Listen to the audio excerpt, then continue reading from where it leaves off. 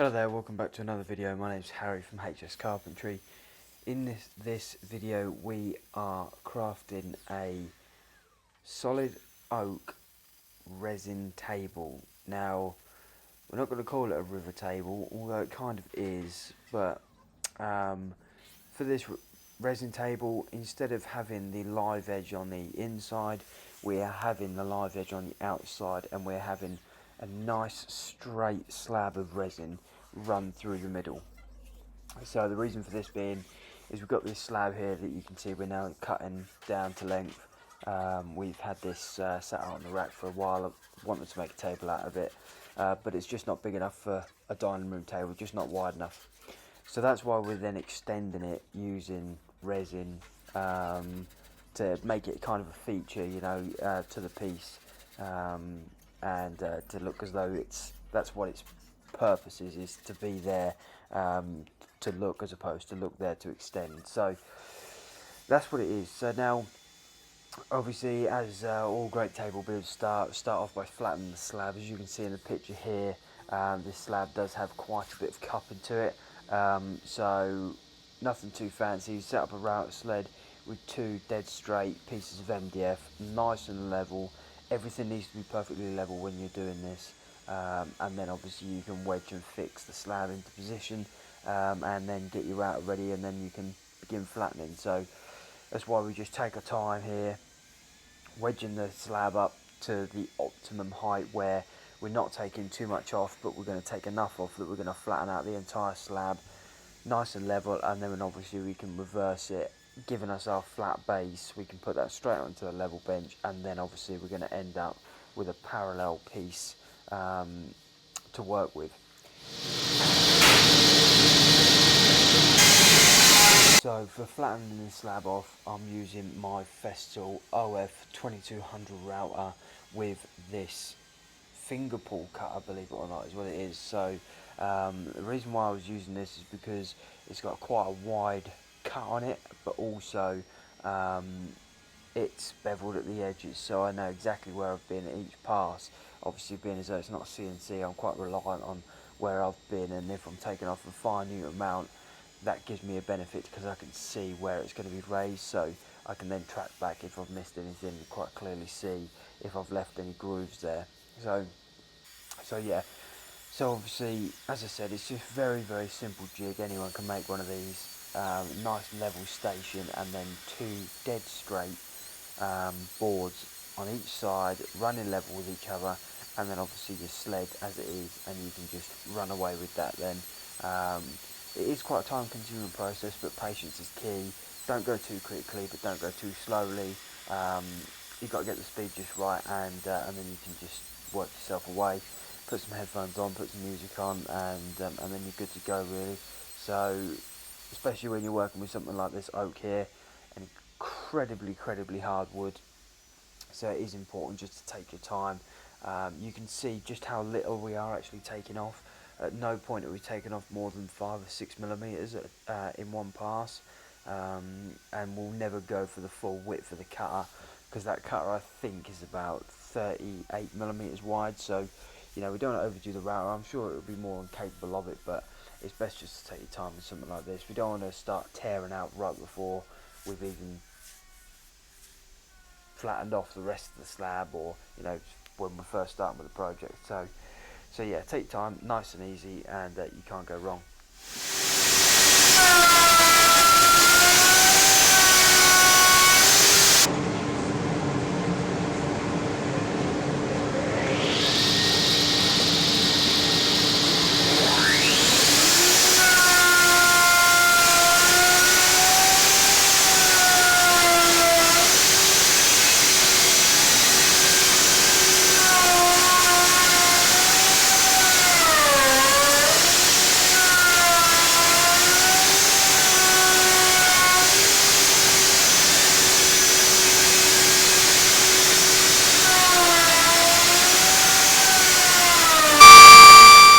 So now for the resin part of the table, I had decided to cheat a little bit really, and go with adding in a piece of 25mm by 200mm, again European oak, to the underside of the slabs in the middle. So you'll see what I mean in a minute. When we bust the slab in half, this piece that I'm now running through the planer will then go in between those two slabs to create our shutter for the resin, but also to actually reduce the amount of resin we need. So obviously we've reduced it by half, which A was cost saving, but B also in the workshop it's very tricky to control the temperature in there, so we wanted to make it as sort of less risky as possible, you know, so that we can maintain it and have as little there as possible. You know, I mean, A, it reduced the cost in half, like I said, but B, it made it a lot more manageable for us. So then that was half the shuttering done, and then it was just a case of closing off the end at the end grain to stop the pour from coming straight out. So I didn't actually get any of the footage from where we bust the slab in half, but again, it's just something you take time with. Running the track saw straight down it and in several different passes, but you can see how the slab came in half. Absolutely stunning grain on this slab. This picture here really doesn't do it justice, but as you can see, like I said, just running the belt sander over it now. Start off all the way down at the bottom with 40 grit at the minute, and then I'll work my way up to 120 before I did the pour. That kind of gives me a head start, but also you know, I know that I've got rid of any imperfections for when the resin goes on, and also if there's any checks or anything in the oak, I can then get them filled up with resin at the same time as I do the initial pour. So yeah, lots of time spent sanding this table so far, and we're just about finishing up with the polishing, but that is in the next part of this mini series, if you like.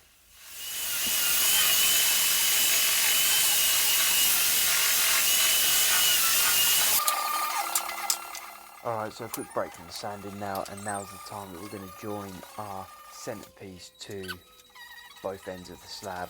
So you can see me here just marking out the dominoes. I think I put 5 on each side, one every sort of 500mm, I think, just to give it a bit of location, a bit more support than just glued edge. So I want it to be safe and sorry. I'm sure it would have been fine with just glue, but anyway, well, you've got the domino, so you might as well use it. So yeah, getting that done, getting that glued up, and then obviously then we're getting closer to the pour. So I think we left this in the clamps for 24 hours, let that go off properly so we're safe, and then and yeah.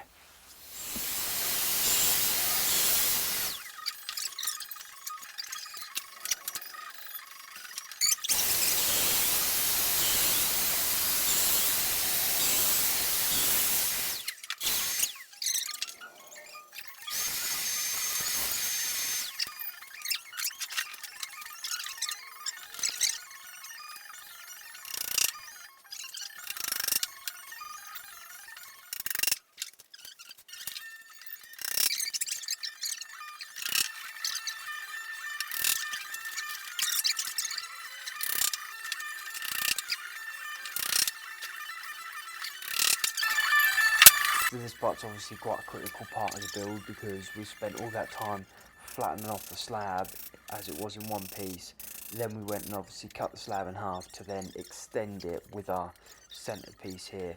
So as Dale and I are putting this together, I'm making sure that obviously we're keeping it nice and flat. So you'll see in a minute, as we're clamping it up, we're running a straight edge across both of them slabs on the top to make sure that we're not cupping, because obviously if you put too much force on the clamps will pull it down, especially with a live edge like that, where you're not on a flat surface, you're on a you know, a waney edge, so you have potential for the clamp to bind more at the bottom than it does at the top, and then it will pull round at the bottom. So you can see it's just adjusting that, using multiple clamps at the top and on the underside to give it a nice flat pull, so that it obviously can go off and keep it nice and flat, because the last thing we'd want to do was have to flatten this 2 more times, once now and then obviously once when the pour is done. So yeah, again, just taking the time with that, clamping it to the bench, making sure that we're all good. So yeah, like I say, we left that in the clamps for about 24 hours, and then it was time to get back to sanding again. So I think we just went over the slab once more with a 120 just to get rid of any glue that may have been on there. And then on the inside, starting up from 80, I think I started on here and worked my way up just to 120, ready for the pour. So you'll see in a minute how I made a couple of blocks up to get down to the edges, keep those edges nice and square. I think being as though we came down in a straight line instead of running the resin through the waney edge was a really important detail for me, and this was having two crisp straight lines for the resin to run down. You know, that's the idea of it, is just to feature a resin slab in the middle of these two slabs, and for me that just needed these crystal glass-like edges going down the sides. So yeah, so keeping it nice and square, I made up two sanding blocks, one with 80 grit and one with 120, and ran them down, so I kept everything nice and square. I didn't have to worry that I was going to bevel any edges to then cause a little deflection in the resin once that was poured. So yeah, just a quick simple block like this, and then I know I was okay. So you can see we're just sticking a couple of bits of sandpaper onto them, and then yeah, I'm away then.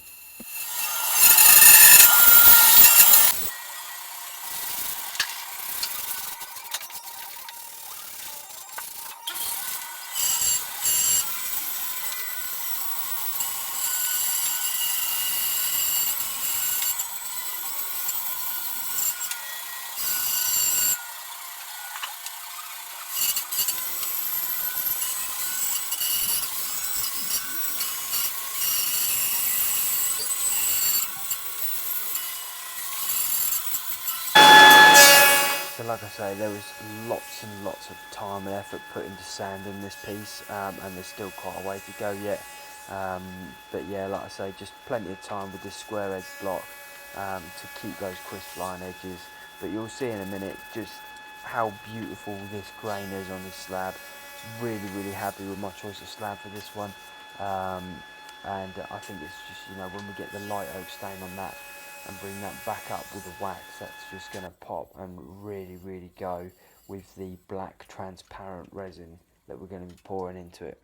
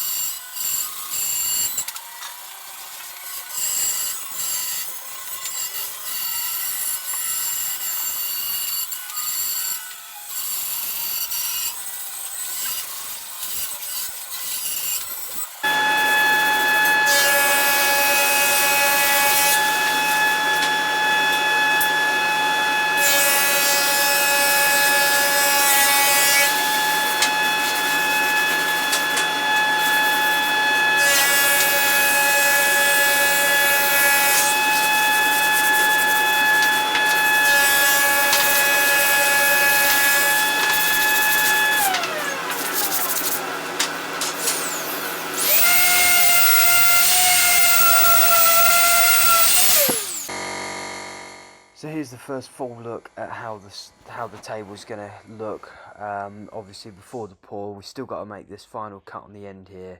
But yeah, I'm really, really happy again with this grain. I'm really happy that we took the time, put as much effort into the sanding at this stage as we possibly did. But that's it for this video. We're going to do the pour in the following video, and then obviously the remaining of the polishing stages, and also making the base for this beautiful table. So if you enjoyed this video, please don't forget to leave a like, let me know what you thought, and don't forget to subscribe so you don't miss the next video. Thank you very much, and hopefully I'll see you in the next one.